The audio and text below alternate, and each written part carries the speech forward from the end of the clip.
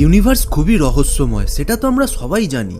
কিন্তু আজ অবধি আমরা ছোট থেকে যা কিছু জেনে এসেছি না স্পেসের ব্যাপারে, ইউনিভার্সের ব্যাপারে, তার মধ্যে অনেক কিছুই ভুল। সেগুলো এমন ভুল যেগুলো শোনার পর তুমি কিছুতেই বিশ্বাস করতে পারবে না। এর আগে এরকমই কিছু স্পেসের মিথস নিয়ে একটা ভিডিও বানিয়েছিলাম, যেটা অনেককেই পুরো অবাক করে দিয়েছিল। তাই আবারও আজ এক্সপোজ করতে চলেছি কিছু ডার্ক ট্রুথ আমাদের স্পেস আর গ্রহ নক্ষত্রের ব্যাপারে, যা শুনলে তুমি লিটারালি শকড হয়ে যাবে। তো চলো শুরু করা যাক। Dark side of the moon.